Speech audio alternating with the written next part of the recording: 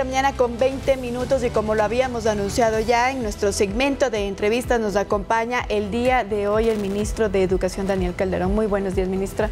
Muchísimas gracias por su presencia aquí en Noticias 7. Buenos días, Andrea, Lautaro. Qué gusto acompañarnos esta mañana y un abrazo para todas las personas que nos ven desde el otro lado. Bien, ministro, hay varios temas que vamos a poner sobre la mesa el día de hoy. Esperamos nos alcance el tiempo también. Sin embargo, quisiéramos iniciar preguntándole, entendemos que ya se sacó un comunicado de parte de su cartera de Estado sobre las denuncias de abuso sexual que se han reportado en las últimas semanas, en los últimos días, tanto en Guayaquil como en Quito. Desde el Ministerio de Educación, ¿cuáles son las acciones que se están emprendiendo en estas dos unidades educativas? Bueno, nuestra cartera de Estado tiene como finalidad al menos dos aspectos. El primero, que es la prevención de este tipo de situaciones, y el segundo, que es la acción y el acompañamiento a las personas y a la comunidad educativa que son parte del mismo. Como parte de esas medidas, nosotros tenemos unas rutas y protocolos establecidas en las cuales cualquier miembro de la comunidad educativa, especialmente las primeras personas que tienen acercamiento a las víctimas, entiéndase por docentes, padres de familia, personal del DS, directivos, tienen que ser los primeros en activar estas rutas y protocolos. Cuando esto tiene conocimiento la máxima autoridad de la institución, inmediatamente hay dos instancias. El primero es poner a disposición de la justicia, es decir, a través de la Fiscalía, estos casos, y el segundo es tener el acompañamiento psicosocial por parte de la institución educativa articulado con el Distrito de Educación. Estos protocolos lo que permiten es que, por un lado, poder darle el lugar a la víctima en el cual podamos acompañar y poder fortalecer el momento que está viviendo, y por otro lado garantizar la continuidad de sus aprendizajes y la continuidad de su derecho a la educación. Estos protocolos y estas rutas que están establecidas y que son socializadas, que son conocidas en los distintos centros educativos, son las que se han aplicado en los distintos casos, ¿no? Esto supone también unas medidas administrativas que implican la separación del presunto agresor de la víctima, y esto hace que protejamos a las personas. En algunos casos, las víctimas, en la mayoría de los casos, pasan a no presencialidad para poder tener un acompañamiento mucho más cercano y luego pues poder hacer la reposición. Y en ese tema, ministro, he estado leyendo y queríamos tenerlo bien claro, cuando el presunto agresor es un compañero de aula, se lo tiene que cambiar a otro paralelo, pero es decir, no se le puede negar el derecho a la educación justamente por ser un menor de edad y por todo lo que esto implica, ministro. Claro, ahí como usted bien dice, Lautaro, tenemos que precautelar el derecho a la educación, en este caso de ambos estudiantes. Sin embargo, hay medidas también para que el presunto agresor no se encuentre con la víctima, ¿ya?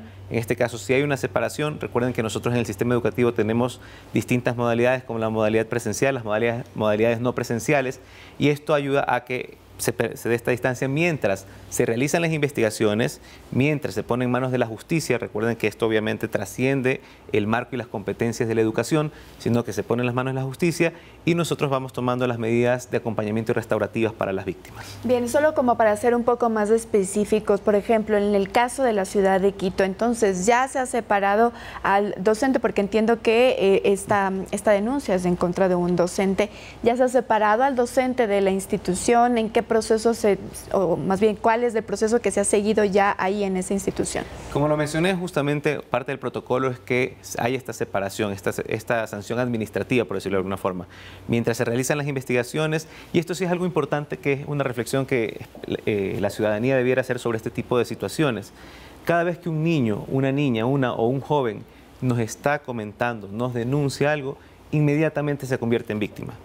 Luego la investigación nos va a ir determinando cuáles son las causales, quiénes son los involucrados, si el presunto agresor en efecto fue parte del hecho de violencia reportado, pero inmediatamente un niño, una niña, o un joven reportan un tipo de violencia, de abuso, nosotros asumimos que tiene la razón y asumimos que tenemos que atenderlo inmediatamente. En ese caso que usted menciona, Andrea, nosotros hemos activado las rutas, los protocolos. ¿Para qué? Para que la víctima pueda ser atendida, pueda tener las medidas de acompañamiento psicosocial, pueda tener las medidas de continuidad de aprendizajes, y que la Fiscalía, con sus competencias, pueda continuar con la investigación adecuada. ¿Pero qué medidas tomar, ministro? Porque sí es grave que un docente esté involucrado en esto y no sabemos cuántos otros profesores pueden tener perfiles similares para realizar este tipo de actos. ¿Qué puede hacer la cartera de Estado que usted lidera para evitar justamente que a futuro se continúen repitiendo estos casos de adultos contra menores de edad? Bueno, los procesos de selección docente se han afinado bastante en el tiempo y eso ha ayudado a que los perfiles que ingresen tengan varios filtros, varias revisiones antes de poder estar cerca de nuestros estudiantes. Sin embargo, aquí la clave es la prevención y la educación es justamente un medio para la prevención. Que nuestras comunidades educativas estén informadas, que nuestros niños y niñas y jóvenes sepan cuándo son víctimas de violencia, que las maestras, los maestros, los directivos sepan cómo actuar con los distintos protocolos en caso de alguna detección de algún problema de violencia. El principal mecanismo para evitar que esto ocurra es la prevención y esto está bastante cimentado en el sistema educativo.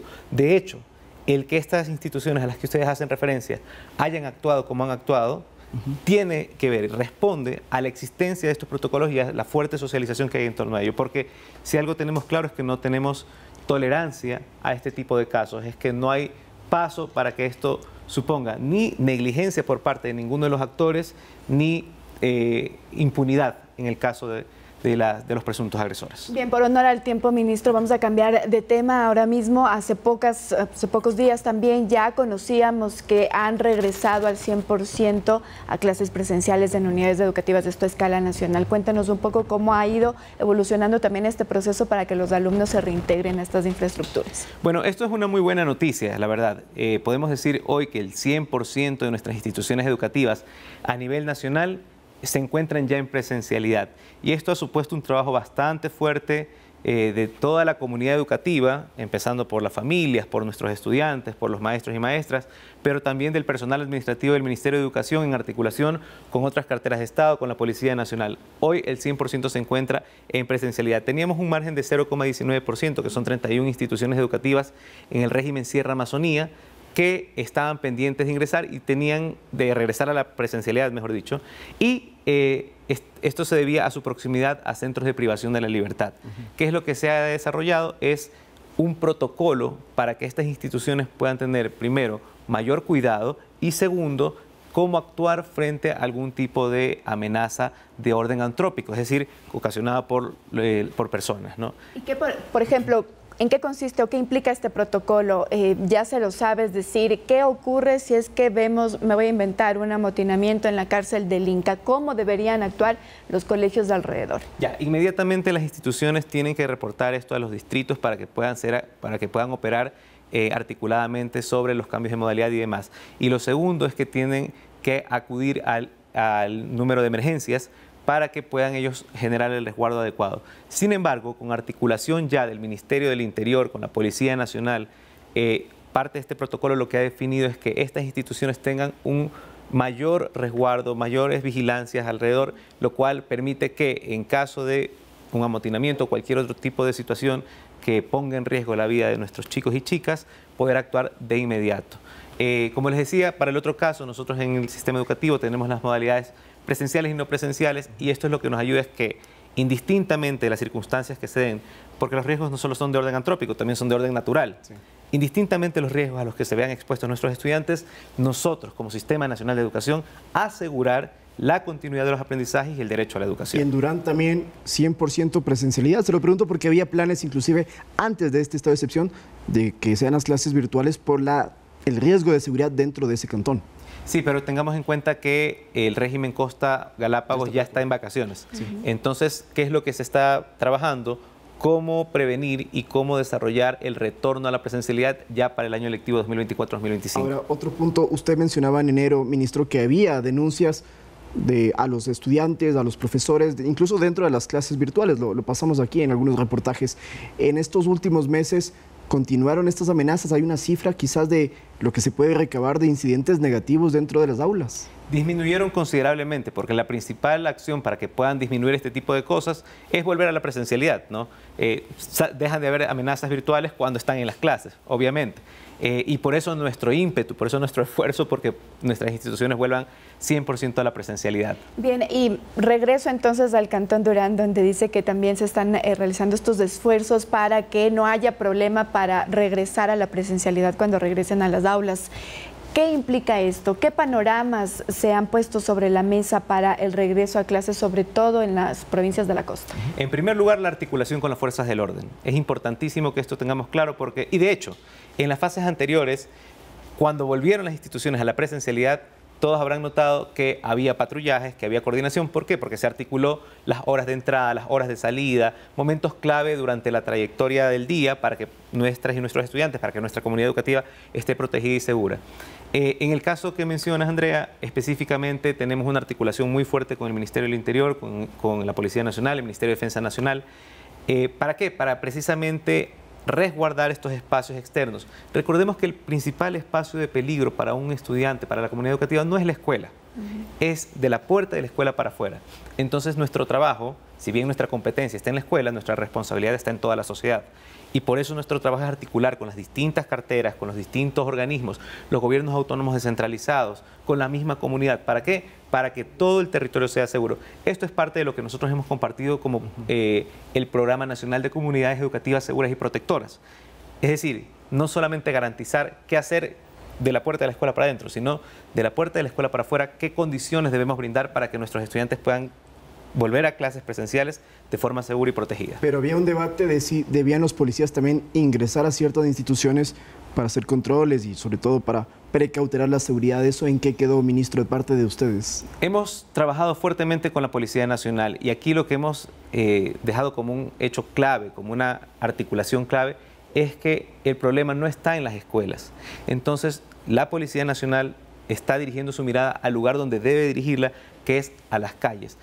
Una de las preguntas que se hacen es cómo un estudiante, ¿por qué un estudiante tiene, por ejemplo, una navaja en una institución educativa? La pregunta que yo me hago como educador, como padre de familia, como ministro, es ¿dónde la adquirió? Allí es donde debemos atender entonces. Y aquí por eso hemos articulado fuertemente para entender que la educación no solo es la escuela, la educación es el barrio, es la comunidad, son los parques, y allí también tenemos que atender.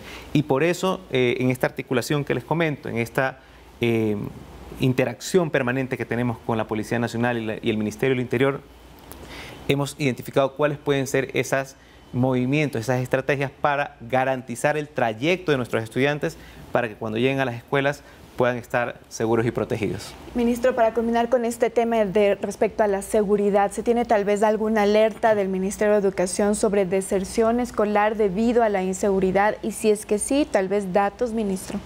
Bueno, eso es algo que justamente estamos estudiando y que en estos días hemos estado fuertemente atrás del tema. ¿Por qué? Porque nosotros tenemos dos tareas que son las dos caras de una misma moneda. Por un lado, la reinserción, es decir, que las personas que están fuera del sistema educativo vuelvan a la institución educativa, indistintamente de si están en la edad escolar correspondiente o han pasado algunos años. Para eso tenemos diferentes programas. Y al mismo tiempo poder cerrar la deserción, o quizá dicho de mejor manera la expulsión, pensando que son condiciones sociales que a nuestros chicos y chicas los sacan del sistema educativo. Esta deserción escolar nosotros tenemos que obviamente reducirla para que en la medida en que nosotros estamos incrementando la reinserción, los datos puedan ser sólidos y puedan digamos, realmente dar un aporte al sistema educativo nacional. Nosotros tenemos hoy día, por ejemplo, 1000 estudiantes en estos 3 meses, 1000 estudiantes que hemos reinsertado al sistema educativo. Y eso es una buena noticia porque es un tema que tiene que ver con las condiciones de seguridad, con los programas que hemos implementado y demás. Actualmente nosotros tenemos, se escuchan distintos datos, el dato oficial que tenemos en el Ministerio de Educación es que el 89.5% de estudiantes en edad escolar están en las instituciones educativas. Por lo tanto, el 11% no lo está y sobre ese 11% es que nosotros tenemos que trabajar fuertemente. Pero ese 11% hace 3, 4 años era menor, me imagino. Era mayor. Era mayor. Exacto, es decir, ha aumentado la tasa de matrícula. Sin embargo, lo que tenemos que... Nosotros, lo que pasa es que en las estadísticas los efectos se ven a año posterior, pensando que es por año lectivo que nosotros hacemos estas mediciones. Entonces, muy posiblemente los efectos de la inseguridad los vamos a encontrar en la siguiente estadística del año posterior, que es cuando termina el año lectivo. Sin embargo, lo que nosotros estamos haciendo es ya articulando todos los esfuerzos necesarios para garantizar estas condiciones, que tienen que ver con seguridad, pero también con factores socioeconómicos, tienen que ver con riesgos naturales, tienen que ver con incluso condiciones pedagógicas, tienen que ver incluso con condiciones socioeducativas. En instituciones rurales, por ejemplo, donde no está la oferta completa, obviamente hay deserción y hay no culminación del ciclo escolar por las mismas razones. Ministro, y ahora sí, para finalizar, fenómeno del niño, ¿cómo se encuentran las infraestructuras a escala nacional? Bueno, ahí es interesante porque creo que el Ministerio de Educación recoge aprendizajes de parte de todo lo que ha ido viviendo durante varios años de existencia, ¿no? El Ministerio de Educación tiene por lo menos 3 acciones, que son la prevención, la reparación y la atención. Y esto ha ayudado a que el Ministerio tenga una anticipación para poder tener en cuenta cuáles son los posibles efectos de las épocas lluviosas. En los últimos meses del 2023 se invirtió 7,5 millones para prevención de infraestructura y para kits que puedan servir para los casos de inundaciones. Y para los meses siguientes está prevista una inversión de 2,8 millones. Esto suma un total de 10,4 millones para precisamente atender la infraestructura. Claramente nosotros sabemos que la época lluviosa afecta principalmente a la región costa. Y hoy la región costa se encuentra en vacaciones, por lo tanto las afectaciones no son a la comunidad educativa, sino a la infraestructura. Al mismo tiempo, por ser una afectación infraestructural, la atención se da post lluvias, porque si lo hacemos ahora obviamente sería nada fructífero porque se vuelven a dañar. ¿Cuáles son los datos que tenemos? Semanalmente nosotros tenemos un reporte. El último reporte nos da que 454 instituciones educativas han reportado algún tipo de novedad respecto a épocas lluviosas. De esas 454, 422 reportan inundaciones o acumulaciones de agua y 32 instituciones afectaciones menores en infraestructura. ¿Qué significa afectaciones menores? Por ejemplo, que se cae un cerramiento. Es decir, que si estuvieran en clases tampoco afectaría a la dinámica de enseñanza. Exacto. Entonces, pero obviamente hay que atenderlos. Sin embargo, están siendo revisadas y monitoreadas semana a semana. Con estos kits que se ha entregado, lo que se facilita es que inmediatamente la institución pueda, de 3 a 5 días, estar nuevamente habilitada sin daños en la infraestructura, ni al equipamiento, ni al mobiliario. Cuando ya vaya a ser el reinicio de clases, ustedes tomarían decisiones focalizadas, es decir, en tal o cual unidad educativa, según las condiciones, que vuelvan o no a la presencialidad. Y eso es lo principal. Nosotros ahora, el trabajo que estamos haciendo no solamente es identificar cuáles son las afectaciones, sino cómo estamos preparándonos para que cuando empiece el año lectivo podamos estar listos.